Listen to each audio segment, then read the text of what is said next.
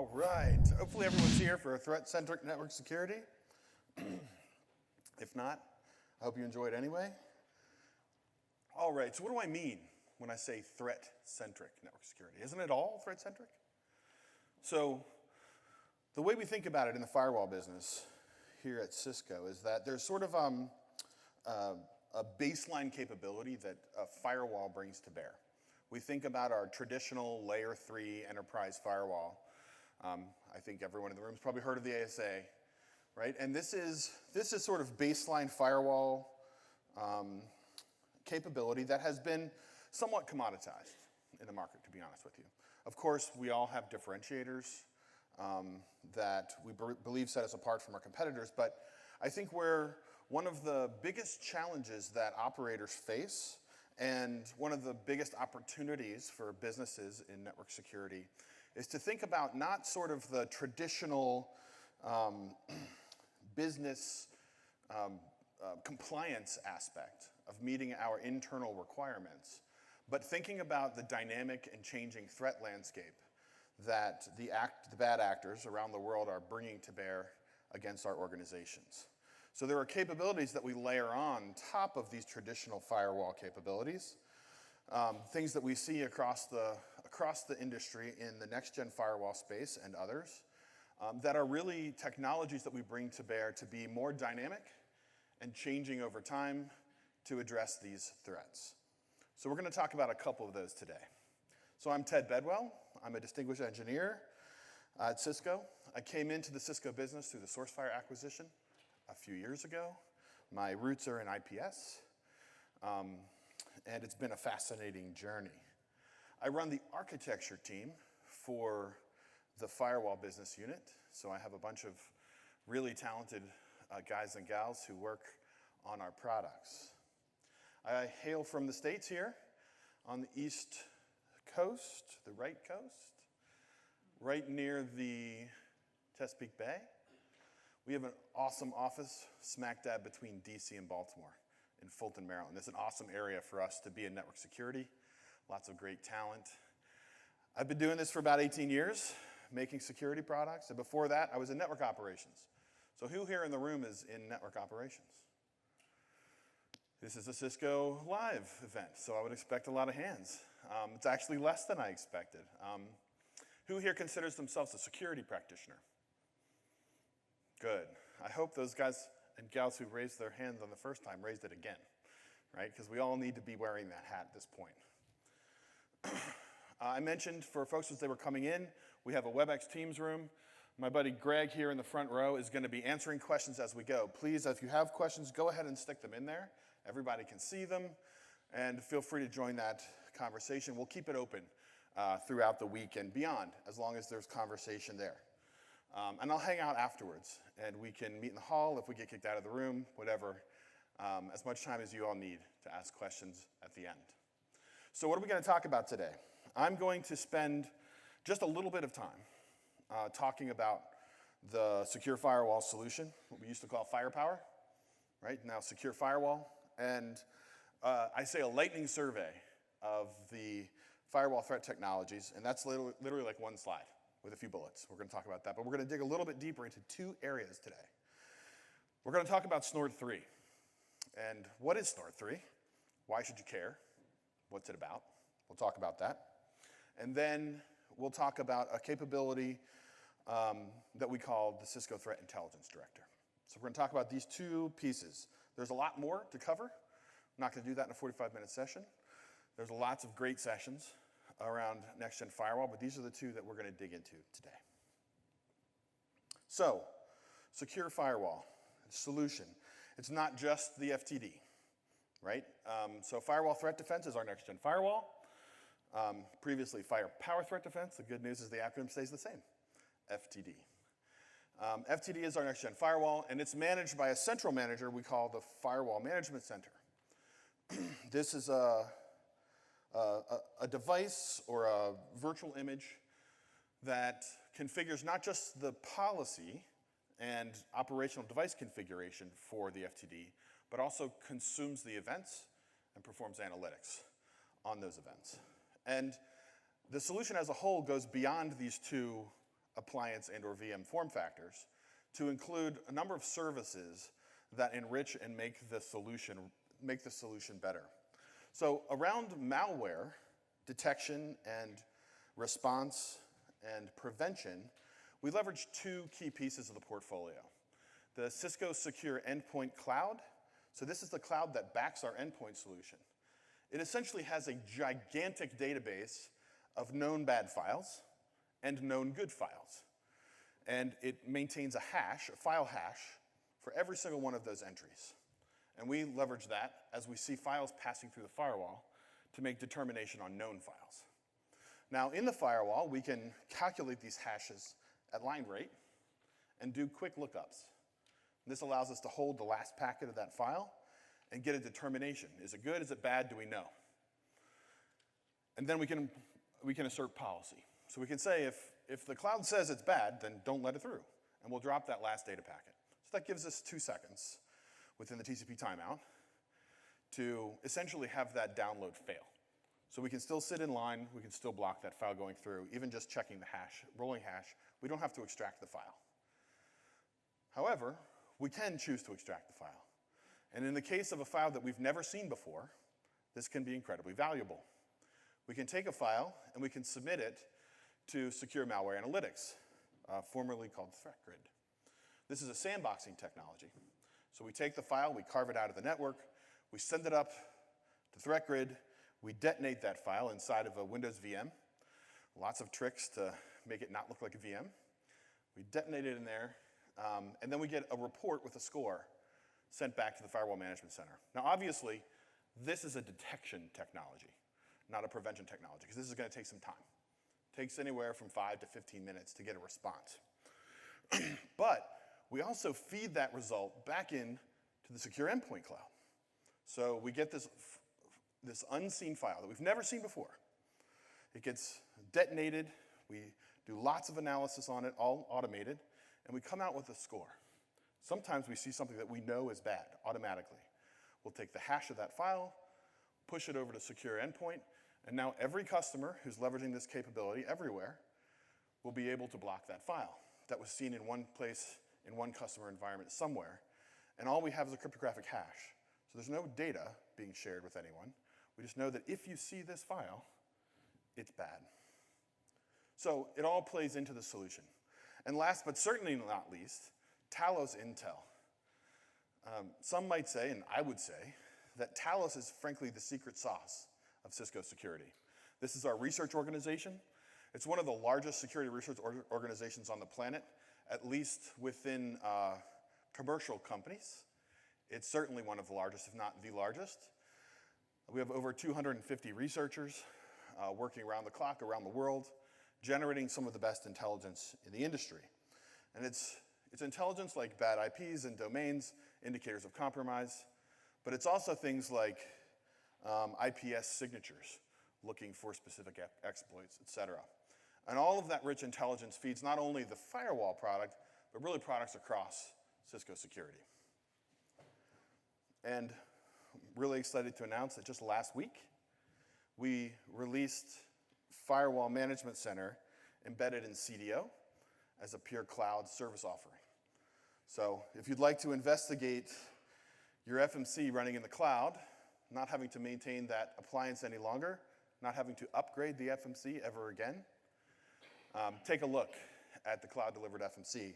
It launched last Thursday. We're super excited to be announcing it here at Cisco Live. It's free? It's not free, no. But good try. Evaluation's free. So you can definitely come sign up and take a look. All right, so here's our lightning round of threat technologies on the firepower, which I missed that firepower reference, on the Cisco Secure Firewall. IPS, intrusion prevention, also can be deployed in detection mode, IDS. I hope everyone in the room's heard of IPS and IDS in the past. We're not going to talk a lot about this because we're going to go deeper into our engine, which we call Snort, that delivers IPS as well as a number of other capabilities. In fact, all of the capabilities on this list. Security intelligence.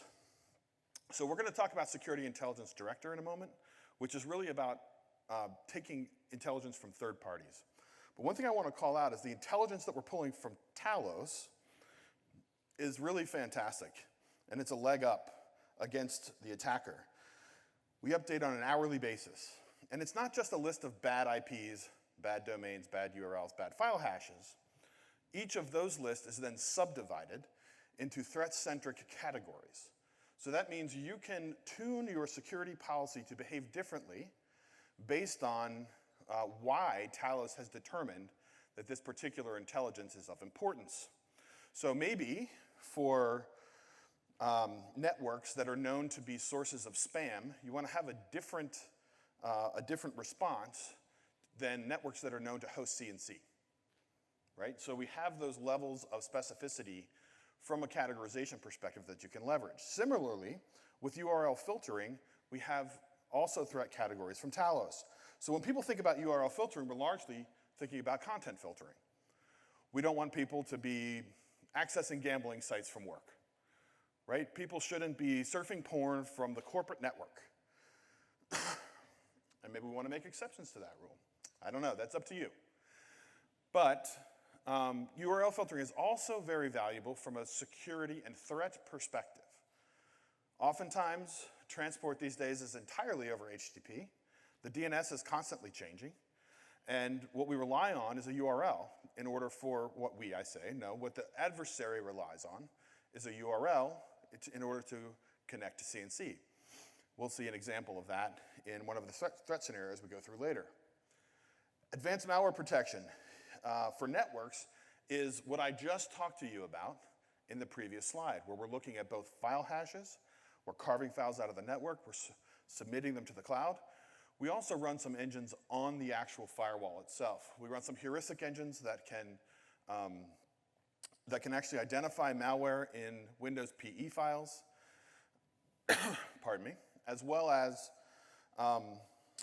some additional document files that we look at, PDF, Word, et cetera, for indicators that we see malware on the wire without having any cloud connectivity at all. And then last but not least is real-time network awareness and indications of compromise. If you look in the PDF after the talk here today, I threw a couple of slides at the end that we're not going to cover, but you can always reference, that are about this capability. That's actually fairly unique to the secure firewall solution. And what this does is it watches all of the traffic going through your firewall. You tell us, here are the networks that this firewall is protecting. And we watch all of the conversations into and out of that network, and we learn what we can learn about the talkers inside the network. So we see servers that are hosting services. We see endpoints that are making outbound connections. We see printers. We see network devices. Of course, the traffic has to be going through the firewall. So that limits our visibility to only those things that are talking through a perimeter. But we see lots of large networks especially that have many, many perimeters. And you can bring all of that intelligence back and then make some pretty interesting observations. If I know that there is a device with a particular operating system, and I see an attack against that host trying to exploit a vulnerability that I know that version of the operating system is vulnerable to, I can highlight that event as something super critical that you need to look at. We call that impact assessment.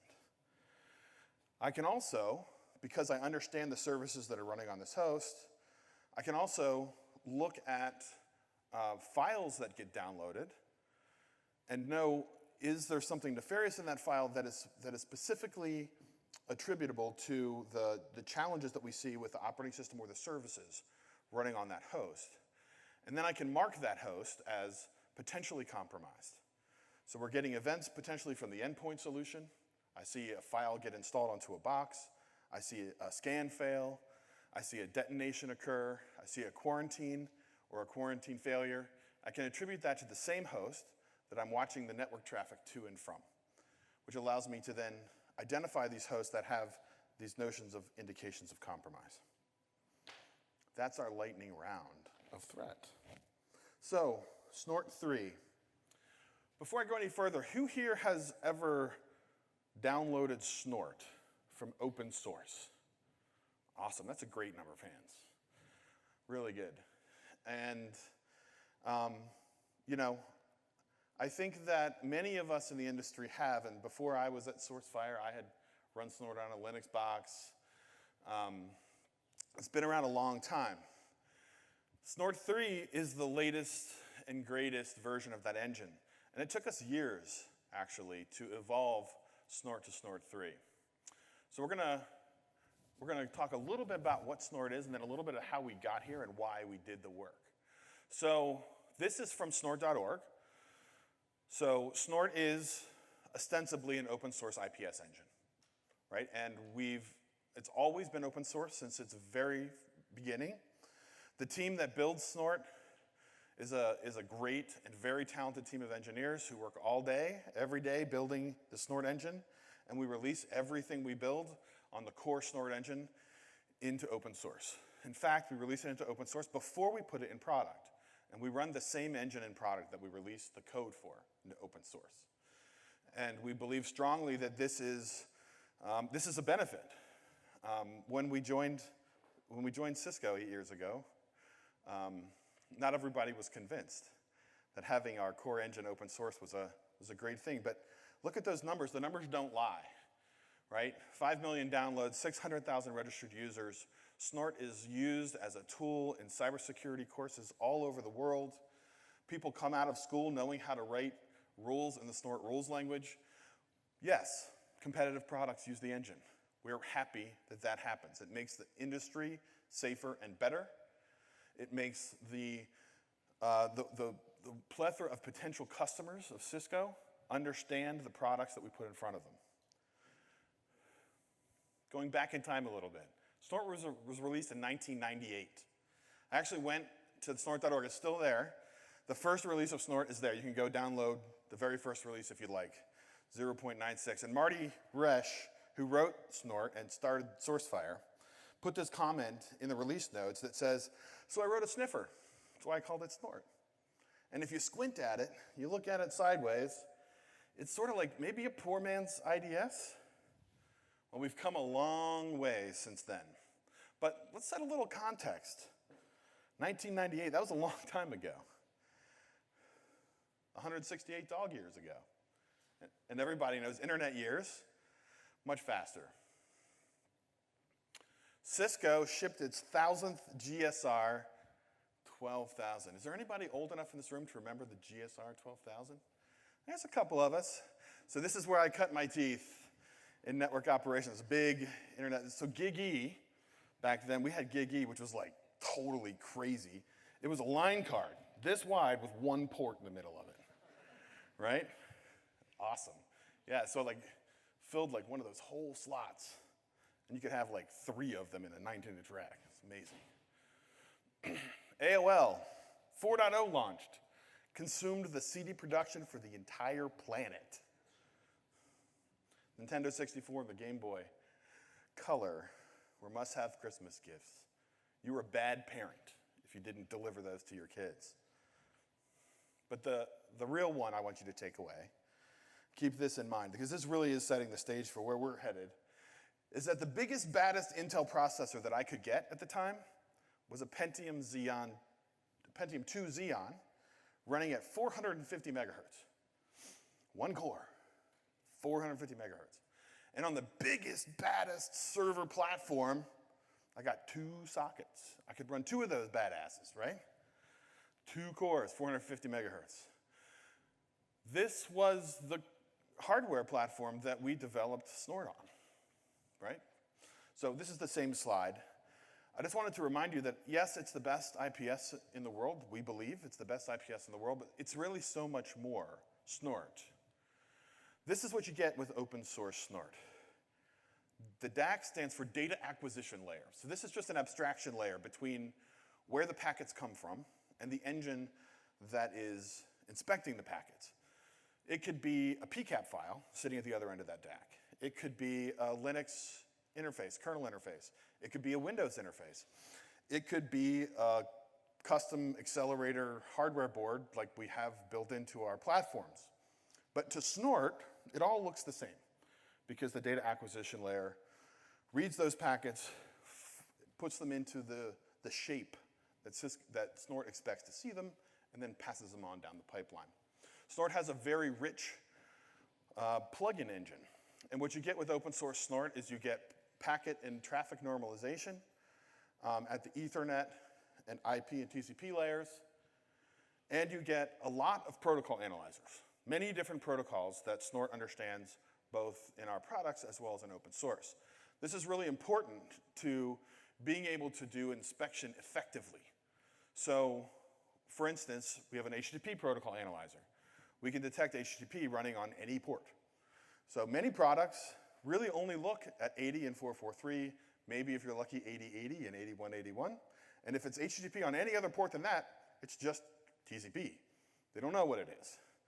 Snort is actually able to detect the protocol independent of port. And then it says, okay, I've got an HTTP here.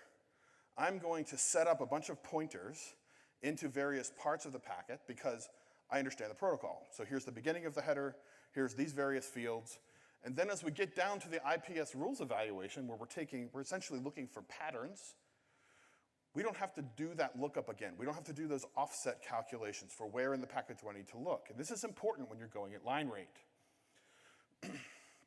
And we have other plugins as well that can take advantage of that analysis. So this is what you get with open source Snort. But as I mentioned, Snort is more than IPS. It's a high-performance packet processing engine.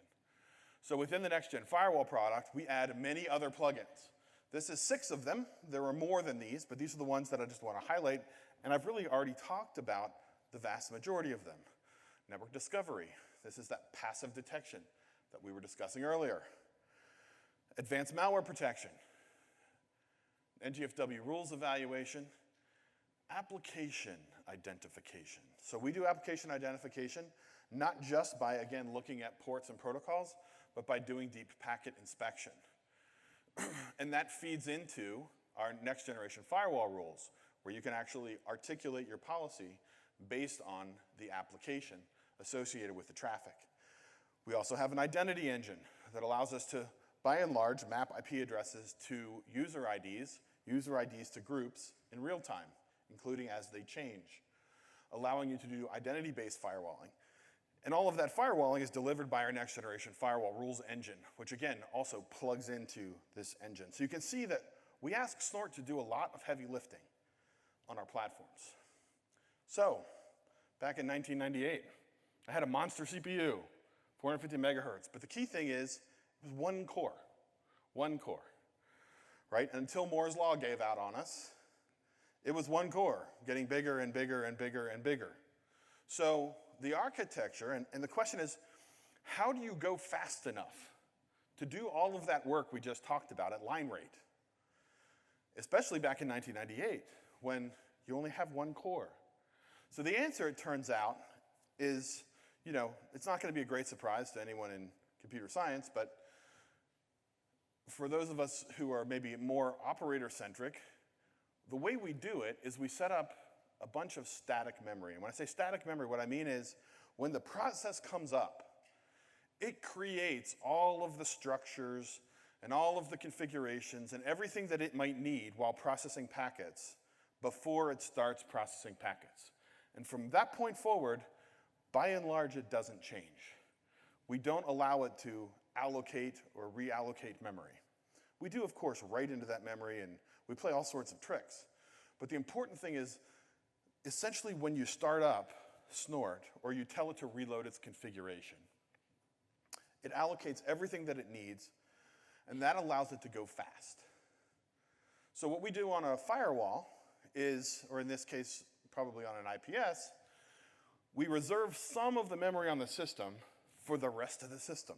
The operating system, the software that does the policy deploys, the software that consumes the events being generated by Snort, that manages the file system.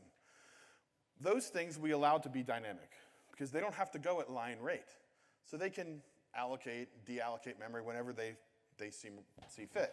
But of course, we want to maximize the static memory portion. So this is a pretty simple model, but it's important to understand as we move forward. Because this worked great in 1998. Let's look at that badass server platform. Now I have 2 of these big monster processors on that server. The problem is, I'm only gonna set this memory up once. It's gotta be static, and I'm gonna run 2 different copies of Snort on 2 different cores. And as I said, they need to have all of their memory statically allocated. So what we did was, we brought up 2.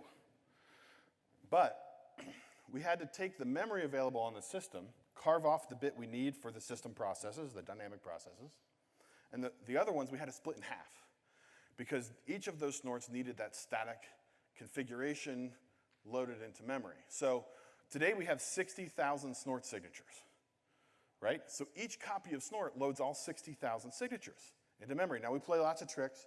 We use really cool data structures, Patricia trees, and all sorts of stuff to compress that down and still be fast and usable, but I'm loading those 65,000 rules twice.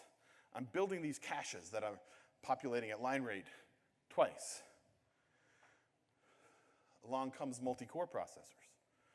Here I've got 4 cores. So now I've got 3 Snorts on 3 cores. 1 core I'm giving to the system, but now I've got 3 copies of all that configuration.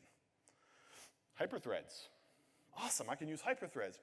Wait a second, now I've got 7 copies of Snort, which means 7 copies of the configuration, 7 copies of the caches.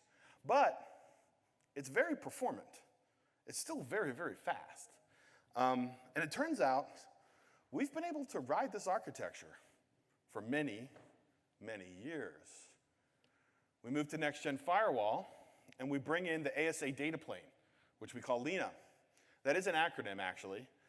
I have no idea what it stands for. It's been around for like 20 years. I have no clue what it stands for, but it's the ASA data plane. So all of the capabilities of the ASA, by and large, all the capabilities of the ASA are embedded inside of the FTD. So if you're doing layer 3 routing and NAT, et cetera, that is all delivered by the ASA data plane. And Snort floats across the rest of the cores on the system to provide that high-performance packet processing engine. If you have a question, if you could just put it into the team.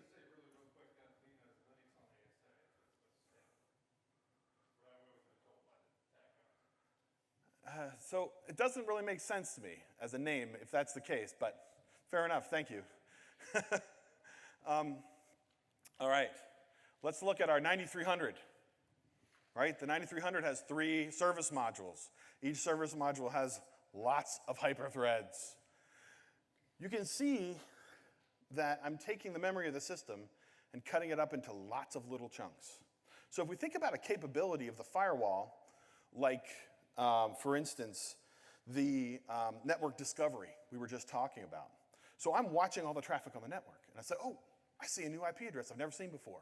Let me tell the manager, new IP address, here's the MAC address, here's the packet that I see, and I move on. But I cache that, so I don't, if I see another flow from that host, I don't send the same message. The problem is that cache lives inside the little red box. So if another flow from that host comes along a couple seconds later and gets load balanced to a different Snort instance, it's not in its cache. So it tells the manager, hey, I see a new IP address. Which means that the manager, I'm seeing lots of duplicates, and I'm doing processing to reduce those duplicates. I've got caches for all sorts of information inside of Snort. But when I chop them up and I have this many Snorts running, those caches get smaller and smaller and smaller and smaller. And the smaller your cache, the more likely that it's going to get full, that you're going to have a cache miss when you go to do a lookup. We call that thrashing. So the caches start to thrash, which reduces our performance. But it's our performance per instance. We have lots of instances. We can load balance. We're still getting line rate. But we're starting to reach a point where we're getting diminishing returns. Maybe we've even passed that. Because really when we step back and we think about if we were to modernize this architecture, what would we get out of our existing hardware? And the answer is a lot more than we're getting today. So along comes Snort 3. Snort 3 is a multi-threaded engine. There's lots of reasons. It seems like obvious. Oh, why didn't you do that in 2000? Well, it turns out it's really, really hard to do at line rate.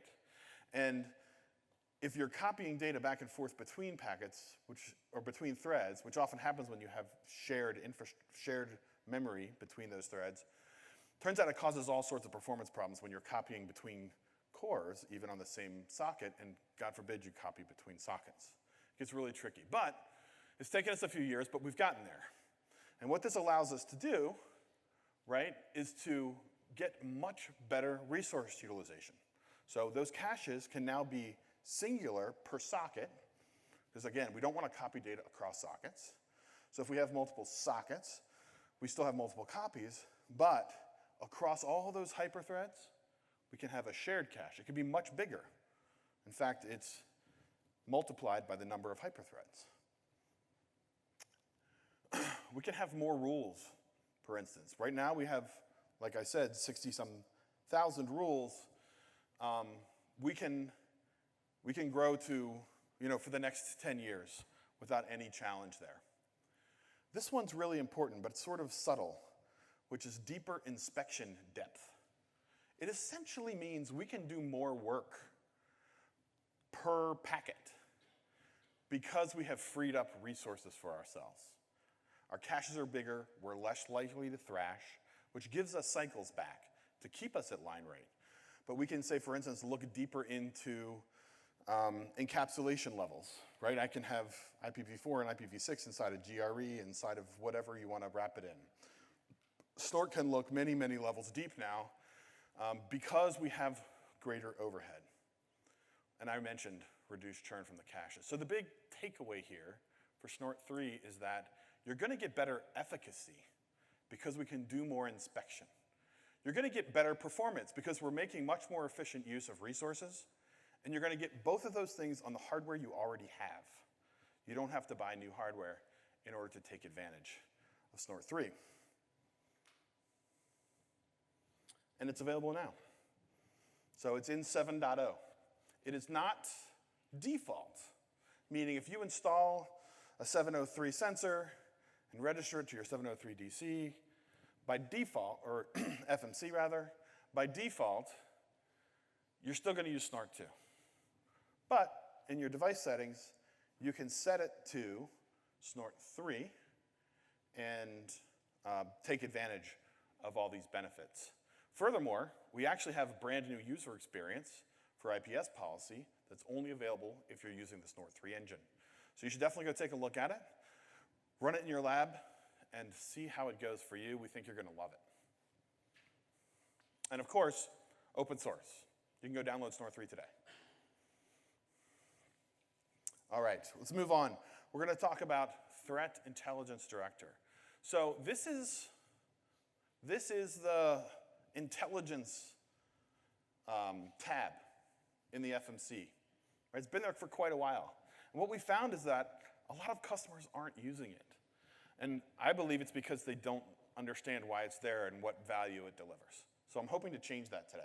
Hoping to talk to you a little bit about the value that can be delivered by the Threat Intelligence Director. So one of the great resources we have at Cisco is actually our own IT and our own InfoSec organization. Cisco has we've got, including contractors, over 100,000 employees, a very complex global network.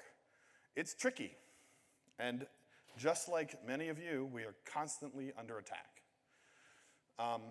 And for a large, complex network, as Cisco InfoSec told us, automation is the only way that we're going to be able to stay ahead of the attackers. I'll go ahead and build this out. So security intelligence comes from many, many different places. I mentioned Talos. We have great intelligence from Talos. But that's not the end of the story. And I'm sure for many of you in the room, intelligence from one vendor is insufficient. We find many customers, whether they be federal or government customers or customers in particular verticals, have sources of intelligence that are unique to them and their environment. Whether they're getting that from a three-letter agency or the financial services ISAC, they're getting intelligence that Talos will never see. Also, there's lots of open source intelligence. There's lots of companies that are building great intelligence that they're willing to sell you. But the question is, how do you take that intelligence and operationalize it in your environment? How do you make that seamless and easy to do? And the answer is really that second bullet, which is leverage industry standards. And if the vendor of the data you're getting them from don't leverage industry standards, they really should be, and you should be asking for that. Is anyone here familiar with STIX? I got a couple hands, few hands, some nods. Okay. It stands for Structured Threat Information Expression. It is a data model for representing threat intelligence. It's pretty complicated, lots of pieces and parts and puzzles. It covers campaigns and actors and techniques, tactics, and procedures, all sorts of stuff. We're going to simplify it for our purposes, and we're just going to talk about these three things: observables, indicators, and incidents. As the name suggests, an observable is a thing that we can observe on the internet. This is or on the network. In our case, on the network. There's, of course, observables for endpoint, et cetera, but in our case, we're looking at IP addresses, domains, file hashes, URLs. These are things that we can observe. An indicator is a set of one or more observables that, when we see them, indicate something has happened that's important. An indicator can be simple, which is like a list of bad IP addresses.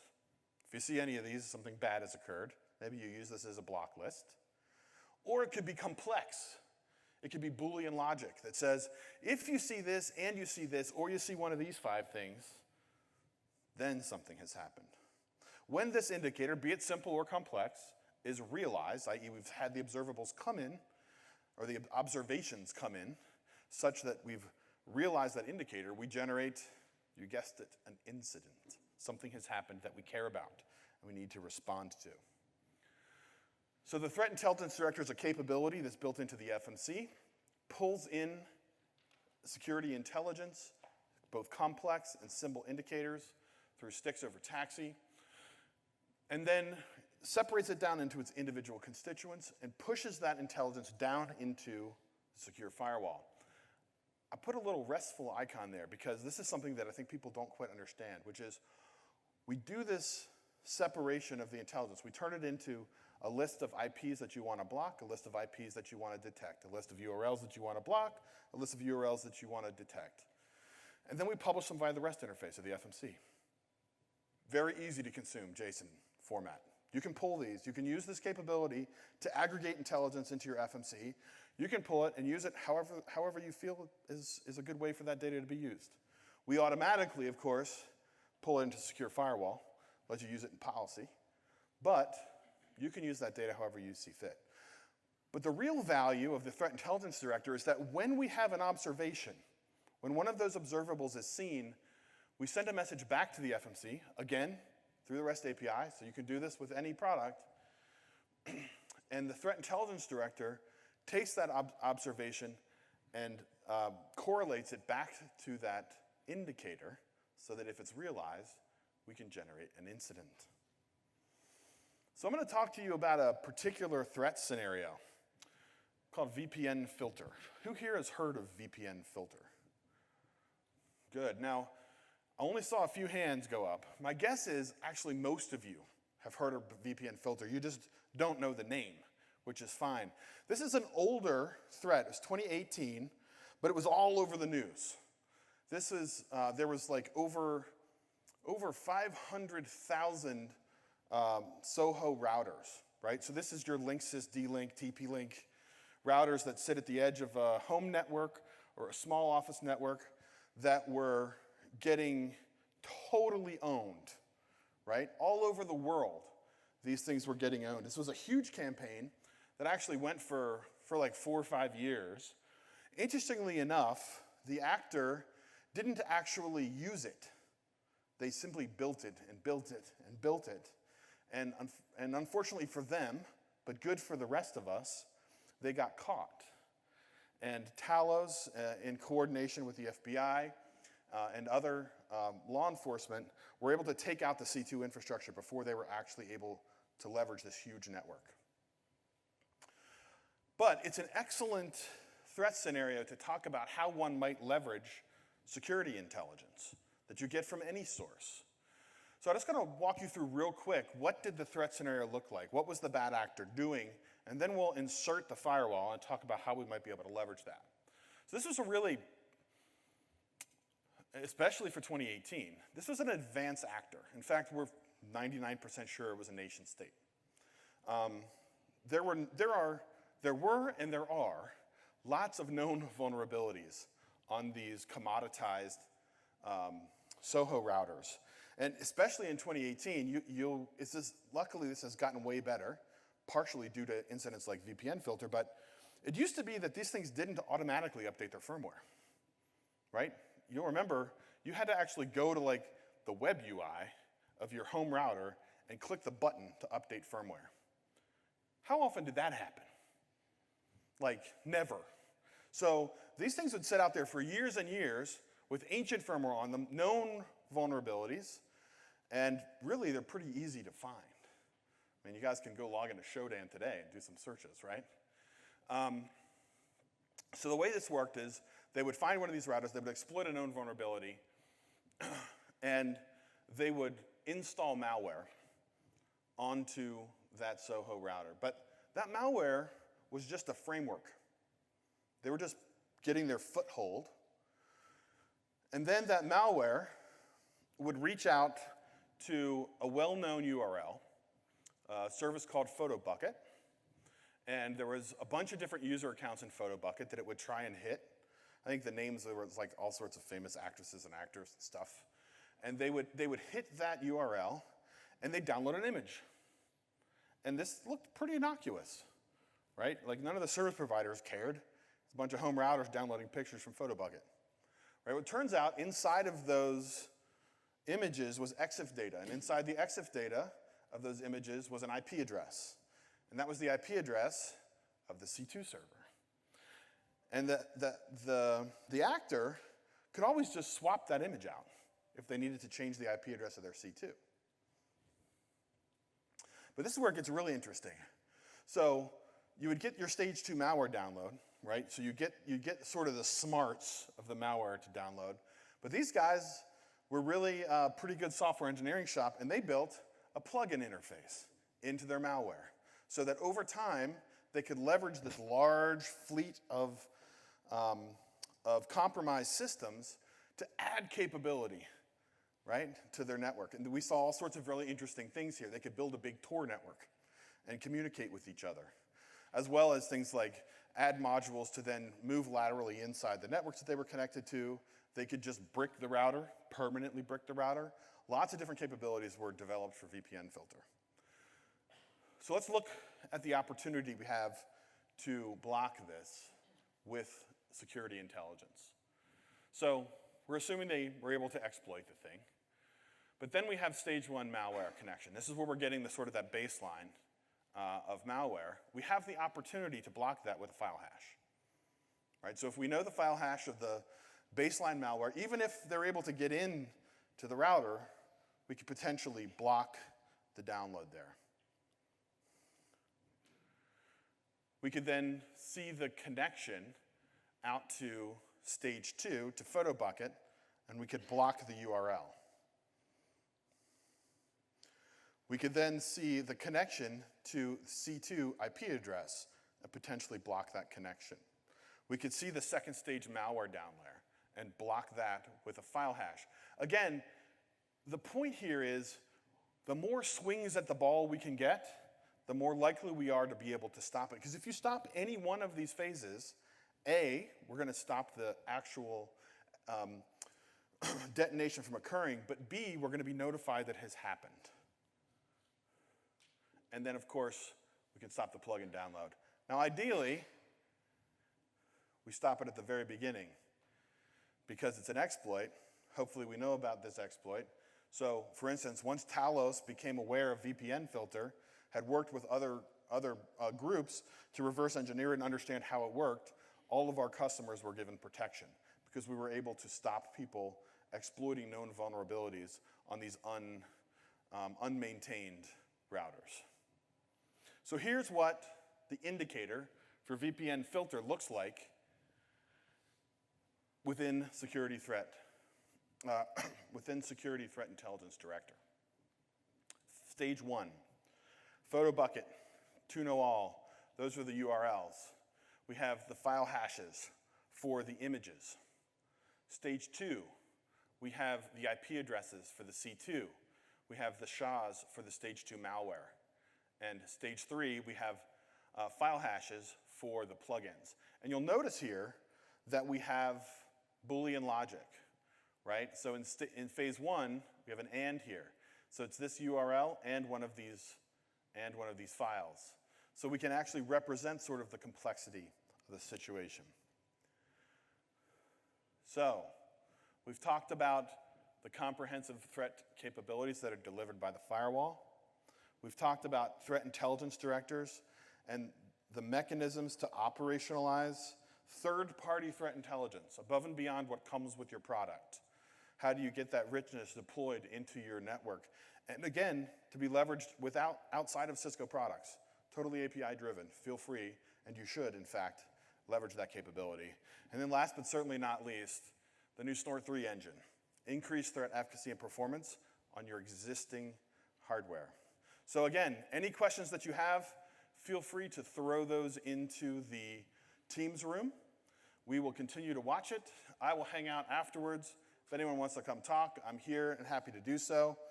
Very important though, my last ask of each of you before you go is to make sure you fill out the survey for the session. I would really appreciate a 5, but it's fine if you don't give me a 5. But I do have a request of you. If you don't give me a 5, please give me at least one full sentence, preferably in English, but I can use Google Translate, right? But at least a full sentence, not a one word, please, because I want to get better. And you guys pay a lot of money, or your employers pay a lot of money for you to be here, for you to travel, for you to stay in the hotel. And we want to make sure that you're getting the value out of that investment. We want to do better. We want to do as well as we can. So with that, thank you very much, and enjoy the rest of the show.